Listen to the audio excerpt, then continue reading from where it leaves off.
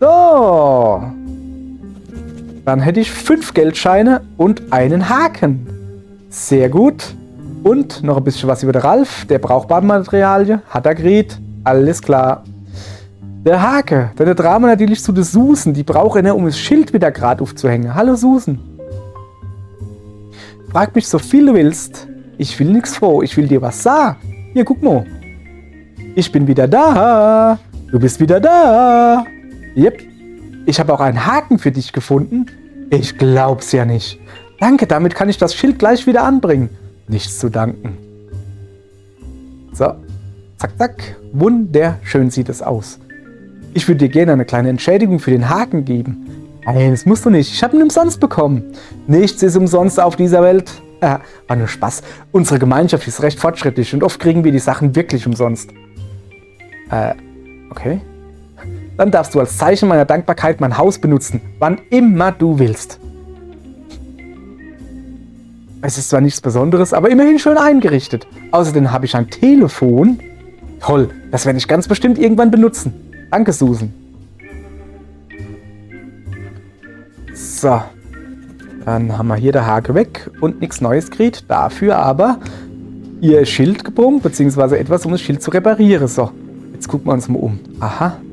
Da, guck. Ist sie mit ihrer großen Schwester? Das ist selbst hübsch, sieht sie aus. Ein großes Doppelbett hat sie. Aber war sie in Urlaub? Schönes Bild. Und da ist das Telefon. Und da ist das Telefon. Wir benutzen mal das Telefon. Wen soll ich anrufen? Naja, ich habe eigentlich im Moment gerade keiner, die ich anrufen könnte. Ja, dann pass auf. Wir haben jetzt genug Geld. Jetzt gehen wir mal zu unserer Hauptverdächtigen. Und zwar ist das Mary. Vielleicht singt die Hexe besser als sie. Und sie braucht 5 Geldscheine und sie will sich erpressen lassen von mir.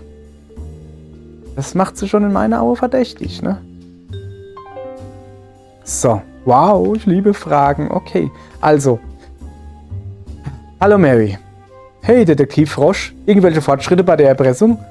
Ich glaube schon. Hier hast du 5 Geldscheine. Boah, echt? Hätte nie gedacht, dass Erpressung so schnell funktioniert. Das sind ja tolle Neuigkeiten. Ich habe einfach ein Händchen dafür, erpresst zu werden. Aber hallo. Hast du denn jetzt Hinweise für mich? Aber sowas von. Letzte Nacht habe ich gesehen, dass der Postbote ein Paket im Dorf abgegeben hat. Das muss ungefähr gewesen sein, als die Deko für die Feier zerstört wurde. Ich konnte nicht erkennen, wer mir es gegeben hat. Es muss aber jemand aus dem Dorf gewesen sein. Der Postbote heißt Bernhard. Ist ein ziemlich entspannter Typ. Ich kann mir nicht vorstellen, dass er etwas dagegen hat, wenn du anrufst. Ich habe hier seine Telefonnummer. Kann ich die haben? Aber klar doch. Hurra, ich habe eine Telefonnummer. Danke, dass du mir das Geld besorgt hast. Ich kann es kaum erwarten, nach Froggywood zu kommen. Na, dann freue ich mich für dich mit. Aber natürlich geht das erst nach der Feier. Natürlich. Wir sehen uns, Detektiv Frosch. So, Geldscheine weg und stattdessen eine Telefonnummer gekriegt. Und die gute Mary. Sie braucht 5 Geldscheine, um nach Froggywood zu kommen. Sie will eine große Sängerin werden. Alles klar, jetzt aber schnell anrufe. Der Bernhard. Ich gehe mal kurz dein Telefon benutzen, okay? Danke. So. Wen soll ich anrufen? Die mysteriöse Nummer. Oh, das Taschentelefon. Piep, piep, piep, piep, piep. Kenn ich den nicht?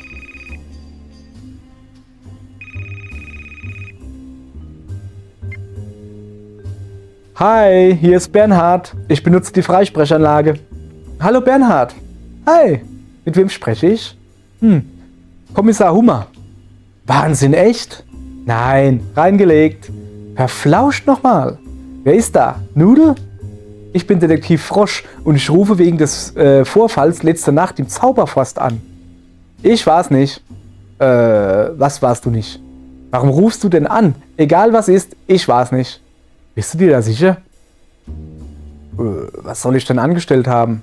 Letzte Nacht hat jemand die Dekoration der Willkommensfeier für die unsichtbare Hexe, den Neuzugang im Dorf, zerstört. Meinen Informationen zufolge warst du in der Gegend, als das passiert ist. Stimmt, war ich.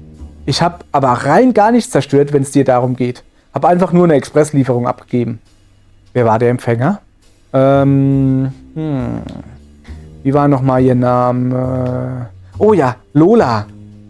Ich wusste gar nicht, dass im Dorf jemand namens Lola wohnt.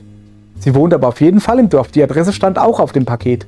Aber ich kann mich nicht genau erinnern, welches Haus ihr gehört. Tut mir leid.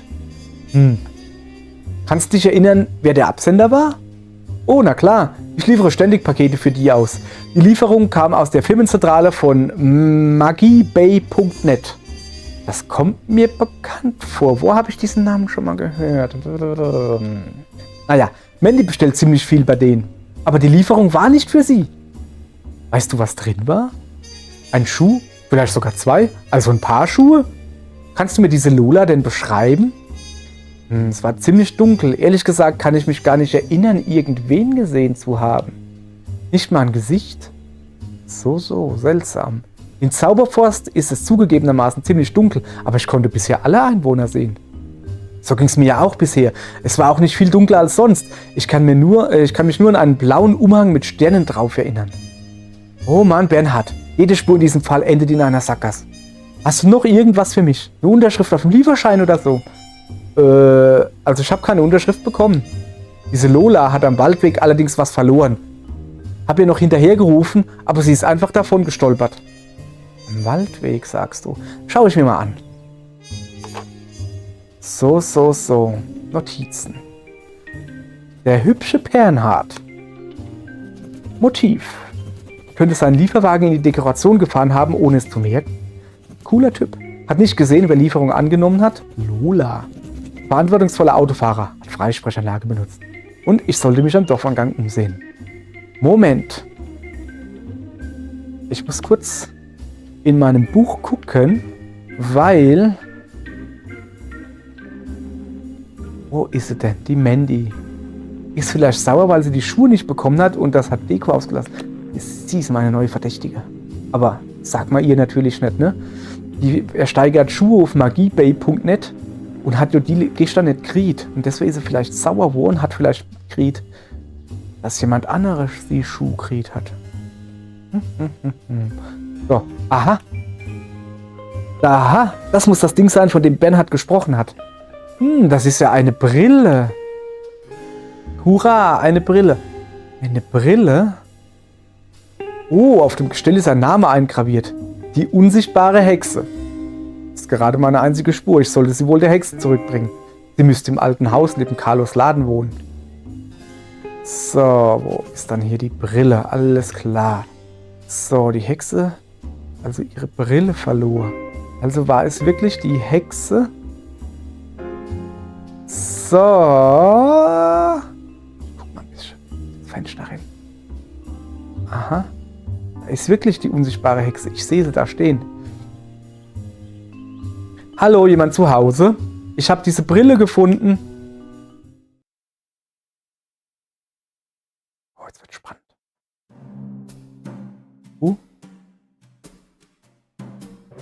Ein Cupcake? Hier wohnt doch irgendwo jemand. Aha. Was ist das hier alles? Das sind Tortilla-Chips. Und ein Besen. Kombiniere. Eine weitere Tür. Nicht zum Öffnen geeignet. Ich gehe mal der Tortilla. Aha. Ein Kleiderbügel.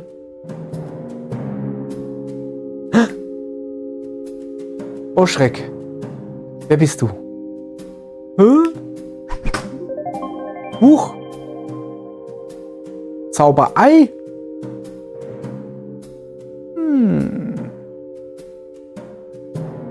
Noch ein Cupcake? Was? Ein kleiner Krebsi? Krebsi, Grupsi?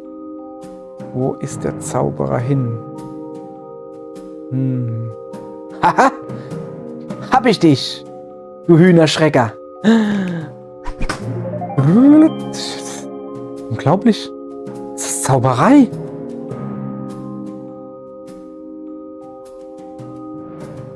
Wo ist sie hin?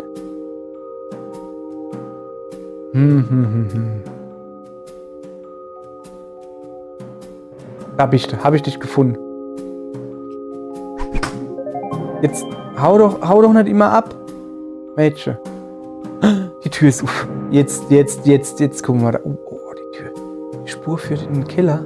Noch mehr Cupcakes und Tortilla-Chips. Was macht das bei ihr im Haus? Verdächtig. Schleich uns runter. Ich weiß nicht, was mich da unten erwartet. Dass sie mich aus dem dunklen Eck raus überfällt. Aha. Da ist sie. Hab ich dich. Die unsichtbare Hexe. Wer ist da? Oh, tut mir leid, ich wollte dich nicht erschrecken. Ich bin Detektiv Frosch. Oh, ach so. Du bist hier, um einen Fall zu lösen? Ja. Okay. Also, ich weiß nicht, wo meine Brille ist. Kannst du mir bitte eine Fahndung organisieren? Vielen Dank im Voraus. Ich glaube, ich habe deine Brille gefunden. Ist sie das? Ich kann wieder sehen. Das ging aber schnell. Du solltest befördert werden. Ich kann mich gar nicht erinnern, einen Detektiv eingeschaltet zu haben. Aber warum wärst du sonst hier? Ja, genau. Ja. Nein. Ich bin eigentlich wegen eines anderen Falls hier. Wegen welchem denn? Ich will die Überraschung nicht kaputt machen, aber das Dorf hat eine Willkommensfeier für dich vorbereitet. Leider muss ich dir mitteilen, dass letzte Nacht ein Großteil der Dekorationen zerstört wurde. Ich habe versucht, den Grund dafür herauszufinden. Jetzt muss ich allerdings feststellen, dass in deinem Haus überall Dekoration verstreut ist.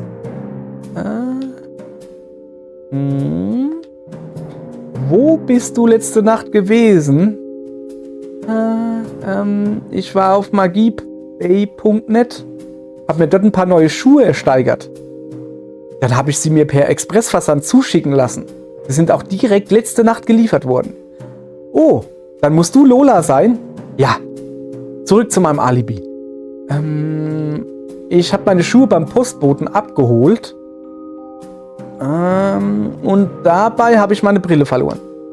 Oh. Das ist alles, was ich dazu sagen kann.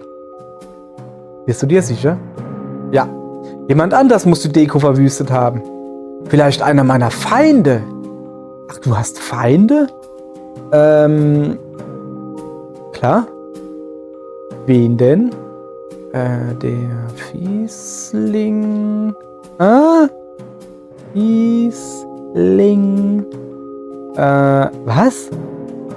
Ein Feind. Fiesling. Mein Feind. Fiesling? Genau. Denkst du dir das gerade aus? Nein. Widerling ist wirklich mein Feind. Hast du ihn nicht gerade Fiesling genannt? Fiesling. Ja, Fiesling. Dein Feind. Ja. Wie kann ich denn diesen Fiesling kontaktieren? Oh, man kann ihn nicht kontaktieren. Er ist sehr mysteriös und hat gerade sowieso keine Zeit. Eigentlich hat er nie Zeit. Aber jedenfalls muss er die Deko der Feier zerstört haben. Fall gelöst. Wir haben es geschafft. Yay! Gut gemacht. Wow! Ein Jammer, dass der Schuldige nicht zur Rechenschaft gezogen werden kann. Aber immerhin können wir jetzt in Frieden weiterleben. Lola, kann es sein, dass du mich anschwindelst? Ja. Es tut mir schrecklich leid. Ich weiß. Es war ein Unfall, ich schwör's. Also hast du die Dekoration der Willkommensfeier verwüstet? Ich wusste nicht, dass die Feier für mich gedacht war. Das ist ja so lieb. Und ich habe alles kaputt gemacht. Nachdem ich meine Brille verloren hatte, konnte ich den Weg nach Hause nicht mehr finden. Ich bin mit der ganzen Deko zusammengestoßen. Was ist passiert, als du zu Hause angekommen warst? Mein Umhang war voller Chips, also habe ich die gegessen. Und dann habe ich mich einfach versteckt. Warum hast du niemandem gesagt, was passiert ist? Mir ist das alles so peinlich. Ich bin gerade erst hergezogen und dann passiert mir gleich so ein Riesenmalheur. Ich bin sehr schüchtern, Detektiv Frosch. Ich bleib gern unsichtbar, damit mich niemand sehen kann. Deswegen hatte ich wohl letzte Nacht niemand gesehen. Ja, daran muss es liegen. Kannst du unsichtbar werden? Dich de-unsichtbarisieren? Also dich sichtbar machen? Wenn du drauf bestehst? Tada! Du bist ja ein Frosch, genau wie ich. Ja. Ich muss zugeben, ich bin etwas enttäuscht. Was? Ich hatte mir einen ziemlich guten Witz zurechtgelegt. Der muss jetzt auch einfach raus. Also, stell dir vor, du wärst eine Echse und kein Frosch. Oh nein. Okay, also, du hast dich gerade gezeigt, ja? Tu mal so. Okay. Ich bin eine Echse. Wow, also bist du gar keine unsichtbare Hexe, sondern eine unsichtbare Echse.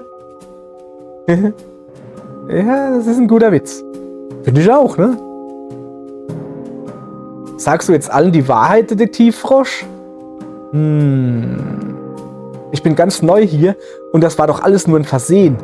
Ich habe Angst, dass die Leute böse werden, wenn die Wahrheit herauskommt. Ich glaube, niemand würde das so eng sehen. Ja, aber was, wenn nicht? Ich will doch einen guten ersten Eindruck machen. Kannst du ihnen da draußen nicht einfach sagen, dass Fiesling der Übeltäter war? Ja, aber das ist ja geflunkert. Ja, es ist halt eher eine Notlüge. Aber wem schadet das schon? Na, Fiesling natürlich. Es gibt doch gar keinen Fiesling. Das ist ein moralisches Dilemma, Lola. Genau wie in meiner Lieblingsfolge von Sherlock Holmes. Die Entscheidung liegt bei dir, Detektivfrosch. Bringen wir es hinter uns. Alles klar. Also, lass mal weg. Jetzt gucken wir hier mal die unsichtbare Hexe. Ein Foto der unsichtbaren Hexe. Motiv. Hat ihre Brille verloren und das Verbrechen begangen. Kein echtes Motiv, aber trotzdem die Täterin. Braucht eine Brille, die hat sie von mir bekommen. Ist schüchtern. Sie ist ein Frosch. Sie ist gerade erst eingezogen und jetzt das. Hat angeblich einen Erzfeind namens Fiesling. Und ich soll dem Dorf erzählen, es wäre Fiesling gewesen. Ich brauche die nicht mehr zu verdächtigen. Ich weiß, dass es war. Nun. Dann gucken wir mal, wie wir das machen. Hallo. Hi. Ich heiße Lola. Hallo Lola. Ich bin ein Frosch. Genau wie ich. Schön, dass du hier bist, Lola. Die ganze Aufregung um deine Willkommensfeier tut mir sehr leid. Letzte Nacht hat irgendjemand alles zerstört. Mary, das kannst du ihr doch nicht erzählen. Wir sind untröstlich, dass jemand die Deko für deine Willkommensfeier zerstört hat, Lola. Der Detektiv Frosch soll den Schuldigen überführen. Und, Detektiv Frosch, hast du den Fall gelöst? Hoffentlich war es nicht ich. Würde mich sehr wundern, wenn es irgendjemand von uns gewesen wäre. Mich nicht, oder Ralf? Hä? Was? Ralf war es nicht, Viktor. Wie oft soll ich dir das noch sagen? Ich vertraue dem Kerl einfach nicht. Entschuldige mal. Und ich hatte mittlerweile was zu essen. Ich bin also nicht mehr nur pampig. Du bist eindeutig immer noch pampig. Ich war es jedenfalls nicht. Das werden wir ja sehen.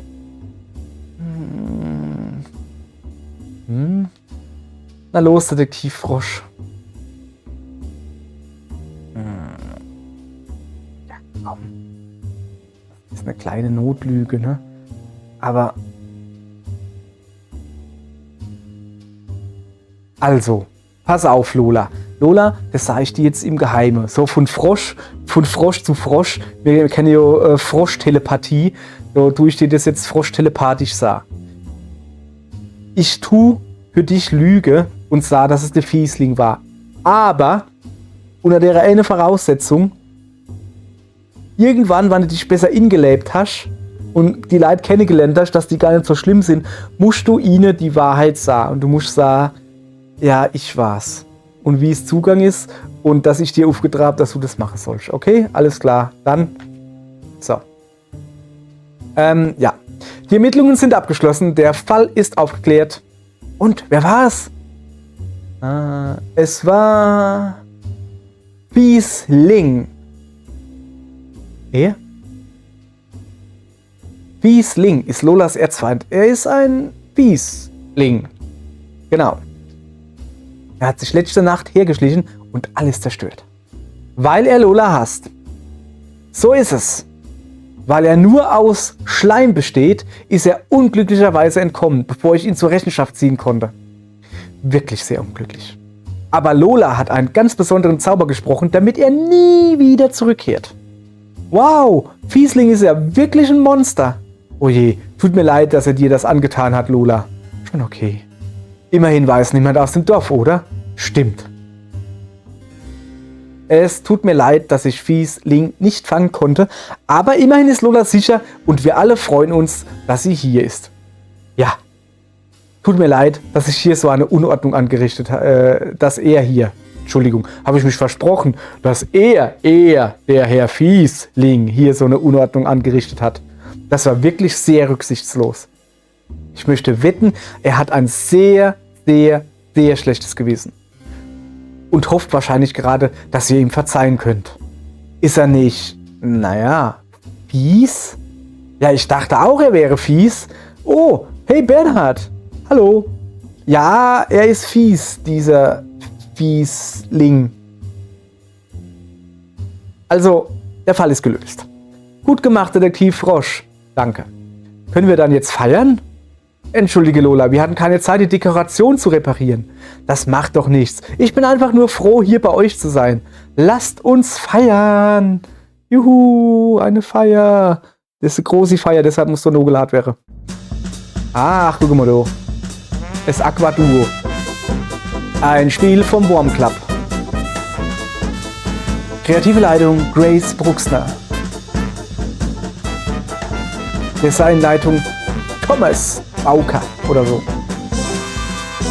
Musik Dan Golding. Oh yeah, der Frosch geht ab wie nix. Er hat nur noch ein Auge mit dem Partyhut. Mit Unterstützung von, habe ich nicht gelesen, tut mir leid, wer auch immer du warst. Und Wix Screen. Ganz besonderer Dank gilt Leura Smith, Carl Lonica Quickley, Lizzie Kane, Douglas Wilson, Callum Underwood, Terry Burdak. Und dann gibt es noch besondere Dank. Tut mir leid, das sind viel zu viele. Aber wenn mal was Lustiges ins Auge kommt und dann lese ich euch das schon vor. Wie zum Beispiel für Papa und Ken. Und Noddy, der Hündin und Familie und Freunden. Also, ich habe schon, also der Detektiv Frosch, der hat schon richtig krasse Styles drauf.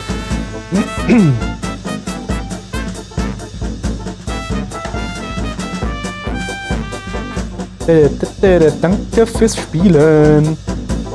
Ach schön, dann haben wir den Fall gelöst. Sehr, sehr gut. Ja, mir musste jetzt eine kleine Lüge machen, das passt mir ja nicht so. Aber sie ist halt so schüchtern, man so gleich. Welche? Naja, ihr wisst, wie es ist. Wenig später. So, ich bin hier wieder in meinem Büro. Da. Bild von Party mit meinem fesche Hut. Huch, das Telefon klingelt. Klingelingeling. Ermittlungsagentur Detektiv Frosch am Apparat. Welchen Fall darf ich lösen? Detektiv Frosch. Herr Manager. Ich bin's, Ihr Manager. Das ist mir bewusst. Hervorragende Arbeit im Fall Unsichtbare Hexe. Das war ja eine ganz schöne Kopfnuss, was? Das können Sie laut sagen. Was für ein Schock, dass der Täter Fiesling heißt. Ja. Ich meine, ja.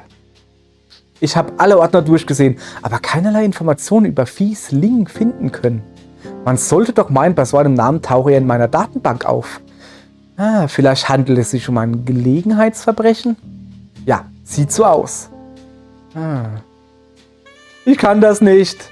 Hä? Was? Es gibt keinen Fiesling, Herr Manager. Es tut mir leid, aber ich habe in meinem Bericht gelogen. Was? Ich werde es Ihnen ein andermal genauer erklären, aber die wahre Schuldige war die Hexe selbst. Es war ja alles so sehr peinlich und deswegen soll ich das Verbrechen einem fiktiven Fiesling anhängen. Ich habe es einfach nicht übers Herz gebracht, die Wahrheit zu sagen. Ich weiß nicht, ob ich das die richtige Entscheidung war. Ich rede schon ganz komisch. Auch wenn es manchmal schwer ist, müssen wir immer die Wahrheit sagen. Ich weiß. Ich gebe meinen Dienstausweis und meine Waffel ab. Was? Sie haben weder Dienstausweis noch Waffel. Wie wollen Sie ohne Zähne überhaupt eine Waffel kauen? Also bin ich nicht gefeuert? Sie sind doch selbstständig. Ich kann Sie gar nicht feuern. Aber Sie sollten immer die Wahrheit sagen, wenn das gefahrlos möglich ist. Ab jetzt halte ich mich daran. Versprochen. Eigentlich schade, dass Fiesling nicht existiert. Ich würde eines Tages gerne ein echtes Verbrechen aufklären. Na, vielleicht haben Sie dazu schneller Gelegenheit, als Sie glauben. Wow. Gerade kam ein wirklich spektakulärer Fall rein, Detektiv Frosch. Das hört sich ja aufregend an. Ist es auch. Ihnen steht Ihre wahrscheinlich bisher größte Herausforderung bevor. Ich habe zwar vollstes Vertrauen in Ihre Fähigkeiten, aber Sie werden vermutlich Unterstützung benötigen. Oh, wen denn? Kommissar Hummer wird bei diesem Fall an Ihrer Seite ermitteln. Wirklich? Kommissar Hummer wird doch mit viel komplexeren Fällen betraut. Bin ich ihm da nicht nur im Weg? Unfug, Detektiv. Was denn? Naja. Sie haben sich als äußerst fähiger Ermittler erwiesen. Sie könnten sogar bald die Nummer 1 werden. Da werde ich ja ganz rot. Sie werden das super hinkriegen. Also gut, wo geht es hin? Das kann ich Ihnen am Telefon nicht sagen. Diese Information ist zu sensibel. Wow. Gehen Sie zum Bahnhof, dort habe ich eine Fahrkarte hinterlegt. Der Zug bringt Sie an den Zielort. Viel Glück, Detektiv Frosch. Trauen Sie sich das zu? Ich traue mir alles zu. Da sind wir mal gespannt, oder? So, nachdem der Detektiv gegangen war,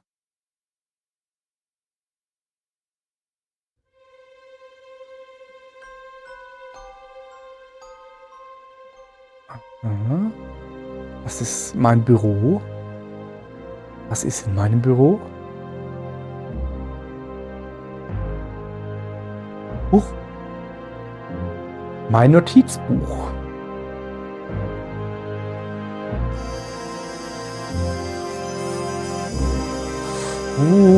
Mysteriös. Wer klaut da mein Notizbuch? Werden wir sie erfahren? Vielleicht nach der nächsten Ladepause. Später am Bahnhof.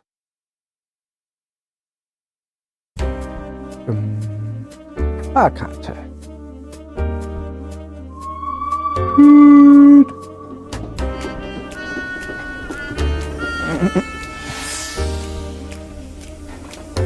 Einsteigen, Detektiv Frosch. Alles klar. Weiter geht's.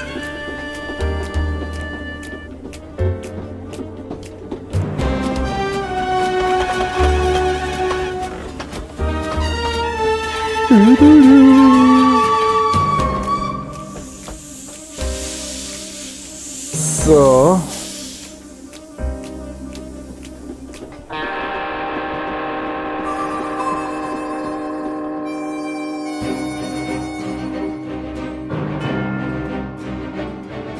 Der Detektiv kehrt zurück in Cowboy Canyon.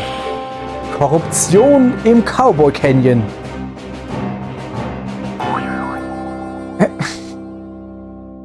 Entschuldigung, das war einfach so doof. Okay. Da sind wir mal gespannt auf den nächsten und dritten Teil von Detektiv Frosch.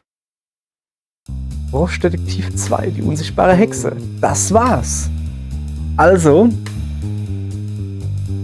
das hat wieder Spaß gemacht. Hat diesmal ein bisschen länger gedauert. War ein größerer Fall. Mein bisher größter Fall. Oder der von Detektiv Frosch. Wir spielen auf jeden Fall auch der Detektiv Frosch 3. Der da heißt Die Korruption im Cowboy Canyon. Wann wir das machen, kann ich euch allerdings nicht sagen. Wenn man dann schon sieht. Trotzdem, danke, dass ihr zugeguckt habt, dass ihr mitgefiebert habt. Ich hoffe, es war nicht zu spannend. Ansonsten kann ich jetzt sagen, dass mir daran erinnern, wenn es zu spannend war. Dann bedanke ich mich noch einmal fürs Zugucken und lade euch natürlich herzlich hin bei der nächsten Folge, beim dritten Teil vom Detektiv Frosch, sofern er demnächst irgendwann mal kommt. Ja, ich habe mich gerade verplappert, das zerfasert jetzt wieder, merke ich so. Deshalb mache ich es jetzt einfach kurz, das noch schnell fort und sage Tschüss und Ja, das war's eigentlich. Tschüss.